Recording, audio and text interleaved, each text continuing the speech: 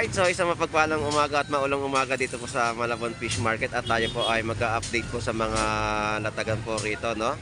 So check natin yung mga binibenta nilang seafood para sa ating mga mamimili dito sa bayan po ng Malabon. So samahan niyo pong muli si Boss Lando Explorer. So tara, let's go. So update natin yung mga latag dito ni Parin Jonald sa Malabon. At meron siyang malaking big yellowfin tuna o bariles na bentahan dito, no? So kada piraso ng mga bangus niya rito ay meron siyang presyohan sa halagang 80 pesos at 120 isang piraso.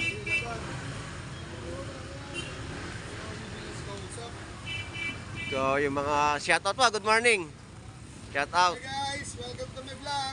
Thank you. So, i-update natin yung mga latagan na kanilang bentahan dito sa bayan po ng Malabon. Alright, so alamin natin yung presyo ng malaking big yellowfin tuna ni Parin Jonald sa Malabon.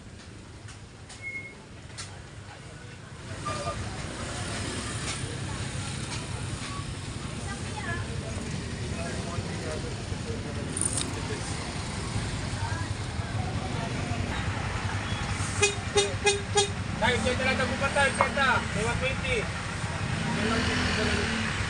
Yung baso, malaki pa. Sige, malayo.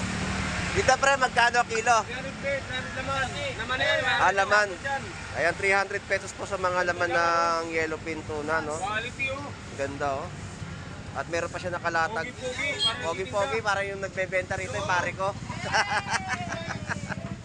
At 200 pesos sa mga pusit na maliliit. At ang tulingan po dito ay 150 ang kilo. So sa tumpukan po natin dito ay 100 pesos, no, mga galunggong. So ito pa yung malaki nilang big yellowfin tuna na nasa sahig. Ito.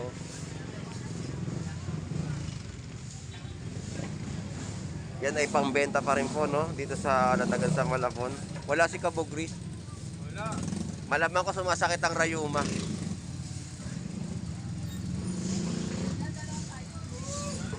Alright, thank you.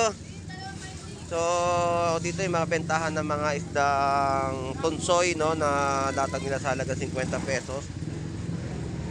Ayan, naubos na kaagad. So tayo naman ay paakit naman tayo dito sa kanilang pwesto. So ito yung mga binablog natin noon, nakikita natin dito sa Malabon na kanilang mga latag ng bentahan ngayong maulan na Biyernes. So kanina bumuhos ang malakas na ulan, no? So shoutout sa iyo. Nagkabuhok ka na. Wala si Lolo?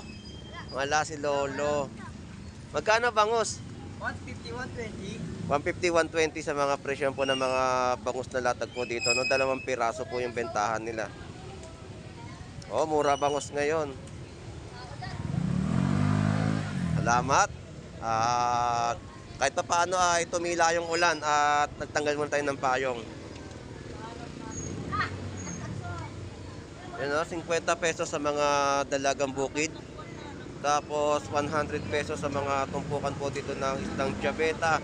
So ito yung mga ina-update natin na ating nakikita sa ating pag-iikot o paglalakad dito sa Malabon Fish Market.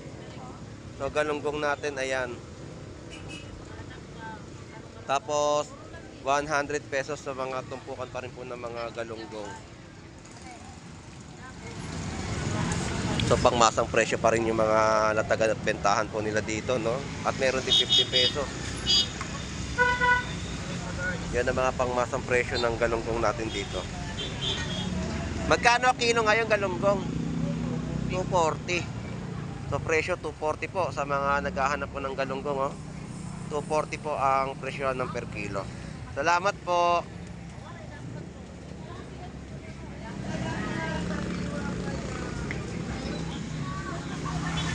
So pusit natin 100 pesos po, tumpok. Ayan, ganda, oh. Fresh pusit. 100 pesos lamang po yan na inyong mabibili rito. At meron din po mga tumpukan ng turay sa halagang 50 pesos. Ayan ang mga latagan at mga isdang tonsoy na inyong mabibili, 50 pesos na tumpok.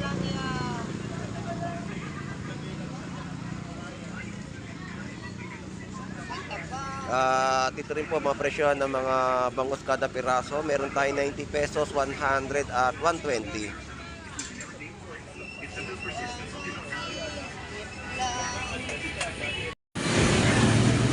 So ayan, at may mga pusit din po dito, 80 pesos po yung tumpok, oh. Bumaba yung presyo. 80 pesos tumpukan po ng mga pusit pang adobo. At dito tayo kay Paring Barako, yun po yung mga bentahan niya ng bangus, 100 pesos isang piraso.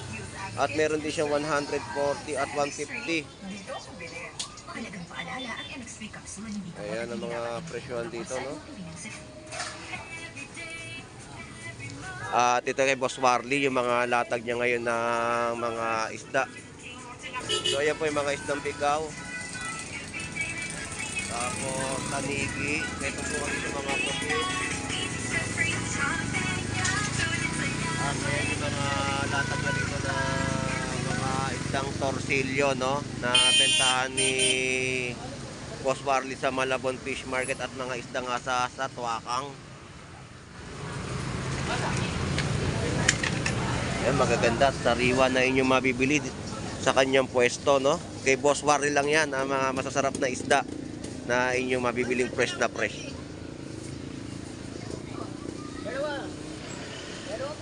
Boss Warley, magkano torsilyo mo ngayon? 250. Ito nakitok to, no, maliliit? 280. Sa mga fresh mong ano? 300 tanigi. Ayan mga presyohan po dito sa kanyang pwesto, no? Ng mga isda na inyong mabibili. Boss Warley, salamat po. Thank you. At kay Kuya Buboy, ito yung mga paninda niya ng mga bangus Batangas. Ito po yung mga presyo, 160, 150 at 130. Yan na ating update dito, no? Sa kanilang mga latag sa Malabon.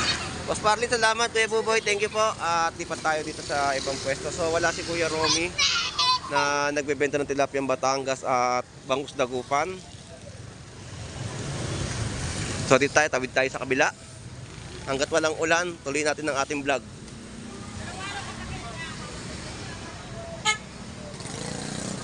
So ito yung mga latag ni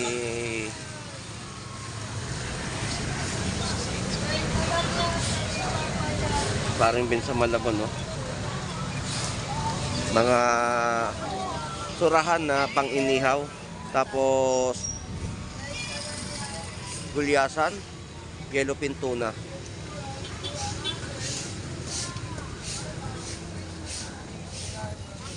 At mga isdang parrot fish, no?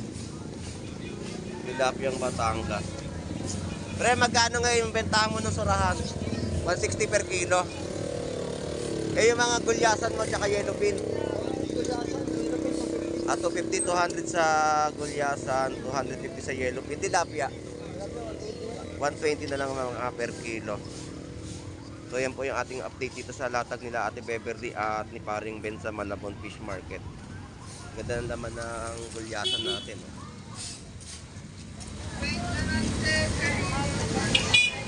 Paring Ben, salamat. Ate Beverly, thank you. At ito naman yung latag ni Paring Rudy. Pre, magkano nga yung torsilyo mo? Ayun ang mga per kilo natin dito ng mga isdang torsilyo, no? So wala pa talaga tayong ma-update na latag dito ng mga isdang baso. Kung hindi ito lang mga latag nila nating binablog sa Malabon. Shoutout sa'yo! Biglang lumutang eh. Ito talaga.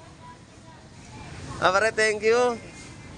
At tayo kay kay Kuya Warren sa mga latag niya. Meron siya mga latag dito na dalagang bukid, bubuli, torsilyo, barakuda. Tapos mga yellowfin tuna. Kuya Warren, update ko na yung presyo ng barakuda mo. Magkano kilo ngayon? Sa laman.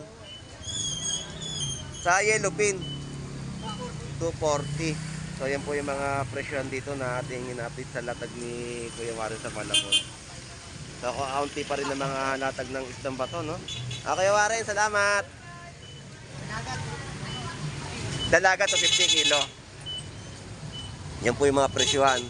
At Nanay Noemi, good morning po. Makulan na umaga.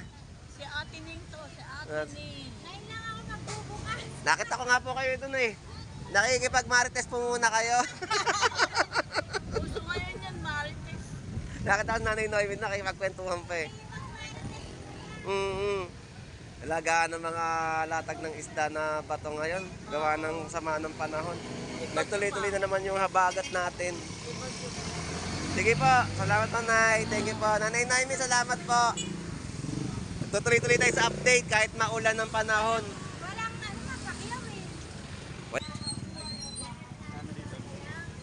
Alright, so mga gulay na nating dinadaanan na ngayon dito sa Malabon Fish Market na mga pangsaktuang sahog ninyo. May 20 pesos sa mga latag na inyong mabibili at meron din po 50 pesos. So halos pare-parehas lang din naman po yung mga presyohan na kanilang bentahan dito sa Malabon. Ayan ang mga gulay natin, no? So shout out, good morning. Sarado, oh. Ayaw mag-open. Salamat. At dito yung mga kangkong talbos na inyong mabibili, okra, sili. So sakto ang rekado sa inyong mga malulutong ulam ngayong tag-ulan, no? So araw po ngayon ng Biyernes, tayo ay nagtuloy-tuloy po ang ating update. Rain or shine tayo rito, no? At tuloy-tuloy din po yung mga bentahan ng ating mga kababayan na vendor na nandirito sa Malabon Fish Market para makapagsilbi rin sa ating mga mamimili ng kanilang mga uulamin sa pang-araw-araw na buhay.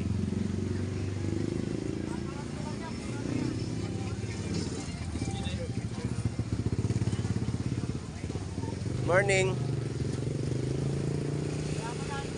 Kamusta na si Gary? Nasa bahay.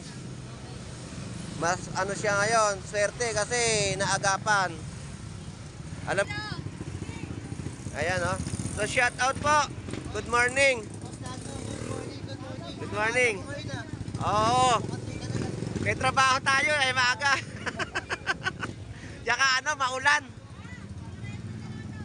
So ayan po, no, yung mga latagan po natin dito na latag nila na inyong mabibili sa Malabon. Sa pwestuhan nila Gandara. Ayan, shout out po kay Gary. Get well soon. Kain ka na maraming pugo para tumasang iyong dugo. Kailangan natin yan sa katawan.